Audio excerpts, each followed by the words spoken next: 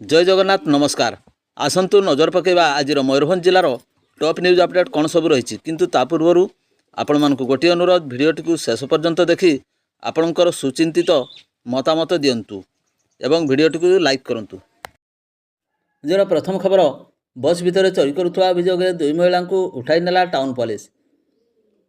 रविवार दिन प्राय 10 घटिका समय एक घरोई बस भितर एक वृद्धा ब्याग्रु मनी पर्स चोरी होता नहीं बारिपदा बसस्टाण्ड अभियोग होती।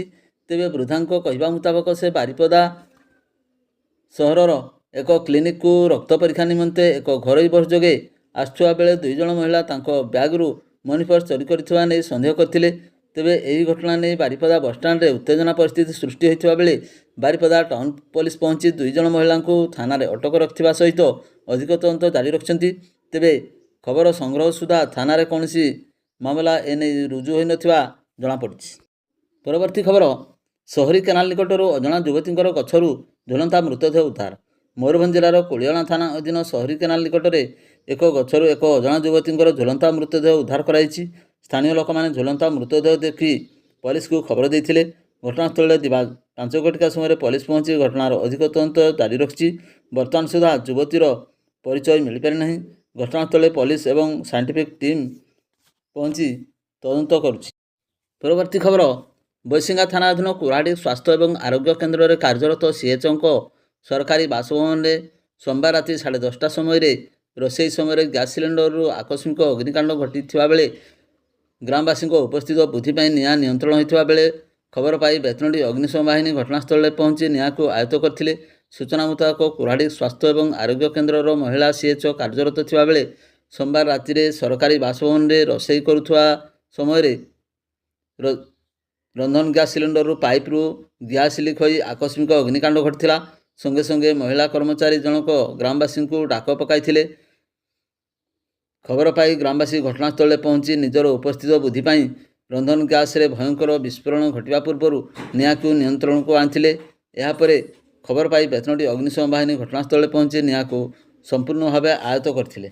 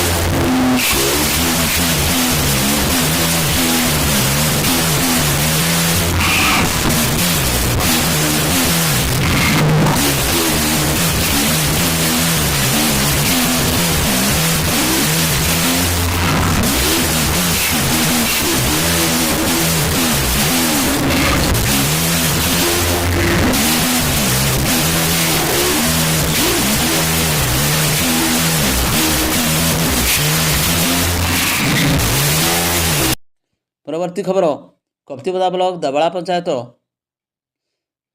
तेंतुलबाड़ी ग्राम में एक पोखर जन महिला मृतदेह उद्धार कराई। खबर प्रकाश जे उक्त ग्रामर स्वर्गत दशरथ सिंह पत्नी रिमिली सिंह बयस 50 वर्ष स्वामी मृत्यु पर बापघर बड़झाड़ ग्राम में रोते। घर पाखर 500 मीटर दूर एक पोखरी रे रिमिली सिंह मृतदेह भासुवा देखा मिली।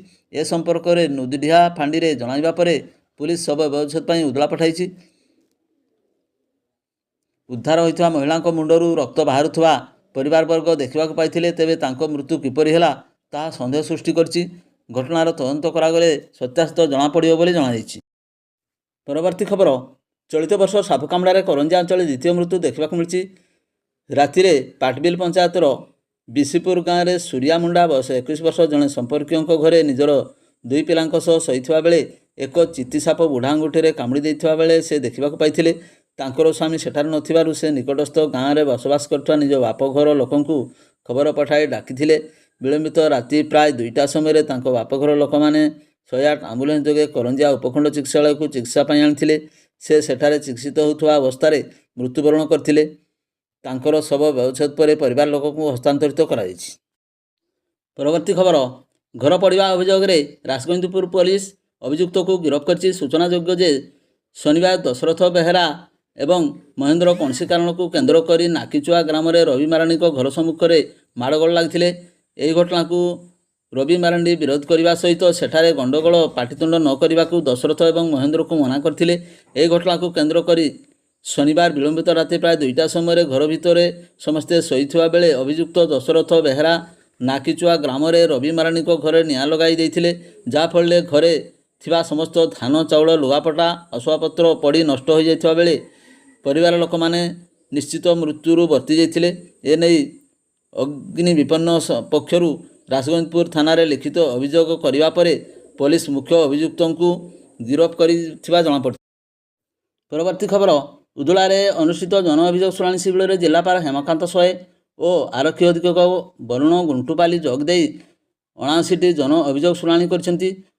ଉପଜିଲ୍ଲାପାଳଙ୍କ ତତ୍ତ୍ୱାବଧାନରେ ଆୟୋଜିତ ଏହି ଶିବିରରେ ITDA ପ୍ରକଳ୍ପ ପ୍ରଶାସକ ନରେନ୍ଦ୍ର ଖମାରୀ, ଉପଖଣ୍ଡ ଆରକ୍ଷୀ ଅଧୀକ୍ଷକ ହୃଷିକେଶ ନାୟକ, ଉପଖଣ୍ଡ ଚିକିତ୍ସାଳୟର ଅଧୀକ୍ଷକ ଡକ୍ଟର ଲକ୍ଷ୍ମୀକାନ୍ତ ପତି ଯୋଗ ଦେବା ସହ ଉପଖଣ୍ଡର ସମସ୍ତ ଗୋଷ୍ଠୀ ଉନ୍ନୟନ ଅଧିକାରୀ, ତହସିଲଦାରଙ୍କ ସମେତ ଜିଲ୍ଲା ଓ ଉପଖଣ୍ଡ ତଥା ବ୍ଲକ ସ୍ତରୀୟ ବିଭିନ୍ନ ବିଭାଗୀୟ ଅଧିକାରୀ ଉପସ୍ଥିତ ରହି ଶୁଣାଣି କାର୍ଯ୍ୟରେ ସହଯୋଗ କରିଥିଲେ।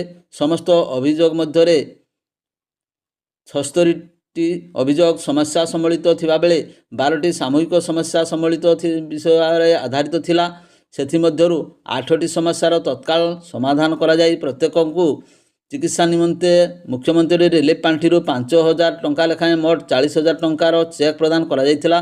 କାର୍ଯ୍ୟକ୍ରମ ପରିଚାଳନାରେ ଡେପୁଟି ଡାଇରେକ୍ଟର ପ୍ରତୀକ କୁମାର ପଣ୍ଡା ଓ କାର୍ଯ୍ୟାଳୟର କର୍ମଚାରୀ ଶଙ୍ଖାଇ ହେମ୍ରମ, ରମେଶ ପୁଷ୍ଟି, ତାପସ ପ୍ରଧାନ, ଉଷାରାଣୀ ବିନ୍ଧାଣୀ, ଭବାନୀ ପଣ୍ଡା, ଉଦୟନାଥ କୈଳାସ ଜୈନିକ, ଅସିତ ମହାପାତ୍ର ପ୍ରମୁଖ ସହଯୋଗ କରିଥିଲେ। ପରବର୍ତ୍ତୀ ଖବର, 2024 ମସିହା ଡିସେମ୍ବର 18ରେ ମରଡ଼ା ଉପକଣ୍ଠ ଚିକିଟାମାଟିଆ ସ୍ଥିତ ଅନୁସୂଚିତ ଜାତି ଏବଂ ଜନଜାତି ବିଭାଗର ସରକାରୀ ବାଳିକା ହାଇସ୍କୁଲ ପ୍ରଧାନ ଶିକ୍ଷୟିତ୍ରୀ ସ୍କୁଲ ପରିସରସ୍ଥ ନିଜର ସରକାରୀ ବାସଭବନରେ ଥିବାବେଳେ ହଠାତ୍ ମୁଖାଧାରୀ ଦୁର୍ବୃତ୍ତ ଜଣକ ପଶି ଆସି ଆକ୍ରମଣପୂର୍ବକ ଲକ୍ଷାଧିକ ଟଙ୍କାର ସୁନା ଅଳଙ୍କାର, ମୋବାଇଲ ଫୋନ୍ ଏବଂ ନଗଦ ଟଙ୍କା ଡକାୟତି ମାମଲାରେ 6 ମାସ ପରେ ରହସ୍ୟ ଉନ୍ମୋଚନ କରିବାରେ ମରଡ଼ା ପୋଲିସ ସଫଳ ହୋଇଛି। ଏହି ଡକାୟତି ମାମଲାରେ ମୁଖ୍ୟ ଅଭିଯୁକ୍ତ ସେହି ସ୍କୁଲର ସହକାରୀ ଶିକ୍ଷୟିତ୍ରୀଙ୍କ ସ୍ୱାମୀଙ୍କୁ ଗିରଫ କରି ସୋମବାର କୋର୍ଟ ଚାଲାଣ କରିଛି ପୋଲିସ। ଗିରଫ ଅଭିଯୁକ୍ତ ଜଣକ ଉଦଳା ଥାନା ଅଧୀନ ଅଦାପାଳ ଗ୍ରାମର କାରୁକର ହେମ୍ରମଙ୍କ ପୁଅ କୈଳାସ ହେମ୍ରମ, ବୟସ 42 ବର୍ଷ ବୋଲି ଜଣାପଡ଼ିଛି।